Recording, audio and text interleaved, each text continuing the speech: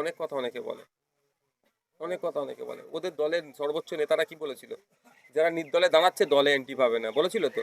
এখন সব নির্দলগুলোকে দলে নিয়ে নিচ্ছে কেন? কত দাম আছে ওদের দলের সর্বোচ্চ নেতাগুলোকে দেখুন তো কি বলেছিল, খেয়াল আছে? সেই কি বাংলার গর্জন না কি নাম দিয়ে বেরিয়েছিল আর ভোটাভুটি করছিল, খেয়াল আছে? যে মানুষ যাকে চাইবে তাকে ওরা করবে, ভোটে দান করাবে। সেগুলো কোথায়? সেই ভোটাভুটিতে ওরা চুরি করেছিল। এদের কথা এখানে পাত্তা আপনারা দেন। আর এইটা আমি নতুন করে আসছি না ভোট বলে, আমি জেতার পরে থেকে 6 মাস আমাকে ডিস্টার্ব হয়েছিল রাজনৈতিকভাবে। আমি যেই থেকে ভাঙনে ঢোকা শুরু করেছি, বিভিন্ন সময় বিভিন্ন এলাকাতে গিয়ে সে এলাকার লোকাল মানুষের সাথে কথা বলি, ডায়েরিতে নোট করি, আমি সমাধান করার চেষ্টা করি। মমতা ব্যানার্জি যে বললো বাংলা অকাপ নিয়ে গুলোগুলি করলে আমি তার প্রধান শত্রু হবো, কিন্তু এই কথাটা যারা সংখ্যালঘু সমাজের রাহিনুমা দাবি করে তাদের তো কোনো প্রতিবাদ দেখছি না। সেইটাই তো প্রশ্ন। যে ইমাম সংগঠনগুলো, যে সামাজিক সংগঠনগুলো, যে ধর্মীয় নেতাগুলো বড় বড় কথা বলছিলেন বিভিন্ন সময়, তারা, আমার বড় ভাইজানের একটা বক্তব্য ছিল যে ব্রিগেডে আমি কেন যাচ্ছি না, তিনি তেনার দুঃখের সাথে শুনিয়েছিল। ভাইজান, দুঃখ করাটা বৈধ দুঃখ ছিল যে আমার ভালোবাসার মানুষকে যারা ওয়াকাফ নিয়ে আন্দোলন করছে তাদের নামে মিথ্যা মামলা দিয়ে আমাদের যে জেলে রেখেছো, আমাদের প্রাণগঞ্জ অঞ্চলের নেতৃত্ব আমাদের রাহুলকে মিথ্যা মামলা ট্যাগ করছে, উনি আমরা হাইকোর্ট করছি, আমরা তো একটা ছেড়ে কথা হবে না। তো এই ধরনের প্রচুর ছেলে আমাদের নামে মিথ্যা মামলা দিলে মারলো, তখন তোমরা কথা বলোনি। সুতরাং আমি ভাই এই ব্রিগেডে যাচ্ছি না।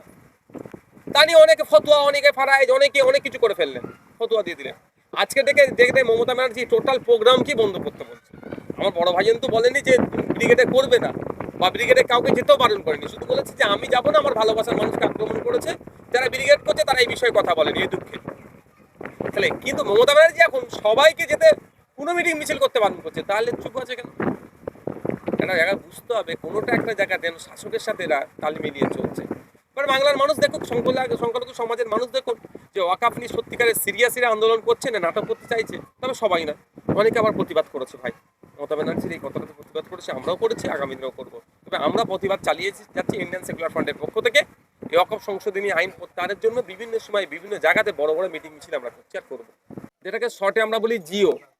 গভর্নমেন্ট কোনো অর্ডার এখনো পর্যন্ত পাস করলো না, কোনো সরকারের পক্ষ থেকে কোনো নোটিফিকেশন হলো না, শুধু মুখে বলে দিল মমতা ব্যানার্জি যে আমি দেখে নেবো। দেখে নেবো মানেটা কি?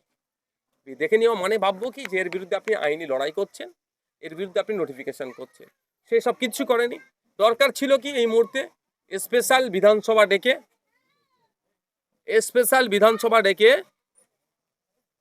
আপনার রেজুলেশন পাস করানো, যে এই আইনের বিরুদ্ধে রেজুলেশন পাস করানো, এবং সাথে সাথে এই রেজুলেশনের কপি নিয়ে গিয়ে সুপ্রিম কোর্টে মামলা করা। তাহলে তো ভাবতাম যে মমতা ব্যানার্জি আমাদের জন্য কিছু একটা করছে, একটা জায়গায় আশ্বস্ত হতাম, কিন্তু সেটা কিছু করেনি।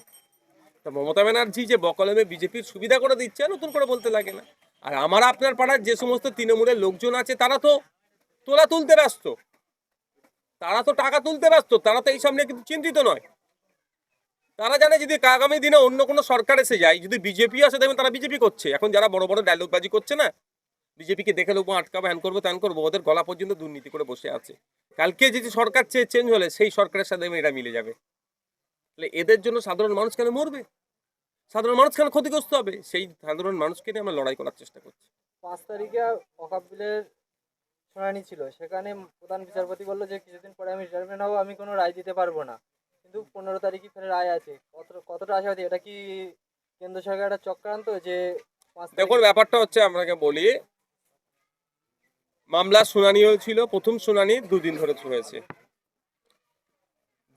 দ্বিতীয় শুনানি ছিল, তৃতীয় যদি শুনানি বলি 5 তারিখে। এখন যিনি চিফ জাস্টিস 13 তারিখে তিনি রিটায়ারমেন্ট নিচ্ছেন। তারপরে সেই জন্য উনি বললেন যে আপনার আমি এই স্বল্প সময়ের মধ্যে, উনি এই জন্য শুনতে চাইলেন না যে নতুন বিচারপতি যিনি চিফ জাস্টিস আসবেন তিনি শুনানি থেকে শুনবেন। একটা দিক 15 তারিখে শুনানি আছে। কেন্দ্র সরকার কি করছে না করছে ওই জন্য আমি ওতে যাব না। ওই জন্য আমরা একটা কথা আপনাদের বারবার আপনাদের মাধ্যমে সাধারণ মানুষকে কি বলেছি, যে মাঠে ময়দানে আন্দোলনটাকে চালিয়ে যেতে হবে। আইনি লড়াই সুপ্রিম কোর্টে হচ্ছে, সেটা চলবে। এবার এরপরে একবার ডেট পড়তে পারে, তারপরে আবার ডেট পড়তে পারে, তারিখ হতে পারে, স্বাভাবিক ব্যাপার। সুপ্রিম কোর্টে তো প্রচুর মামলা। কি তাহলে বাকিগুলো যদি সুপ্রিম আইনের যেমন ভরসা করতে হবে, সাথে সাথে কেন্দ্র সরকারকে বাধ্য করাতে হবে এটাকে প্রত্যাহার করানোর জন্য। যেমন আপনারা জানেন কৃষক বিল নিয়ে মামলা হয়েছিল, আইনি লড়াই চলছিল সুপ্রিম কোর্টে এবং কৃষকরাও মাঠে ময়দানে লড়াই করেছে। ঠিক একইভাবে সংবিধান প্রেমী মানুষদের উচিত হবে যেমন সংবিধানকে সম্মান জানিয়ে সুপ্রিম কোর্টে মামলা চলছে সেটা চলবে। আমি নিজে একজন ওখানে মামলাকারী। সাথে সাথে মাঠে ময়দানে শান্তিপূর্ণভাবে গণতান্ত্রিক প্রক্রিয়ায় ধর্মনিরপেক্ষ চরিত্র বজায় রেখে এই ওয়াকফ সংশোধনী আইনের প্রত্যাহারের জন্য কেন্দ্র সরকারের উপরে প্রেশার বিল্ড আপের জন্য আন্দোলন চালিয়ে যেতে হবে।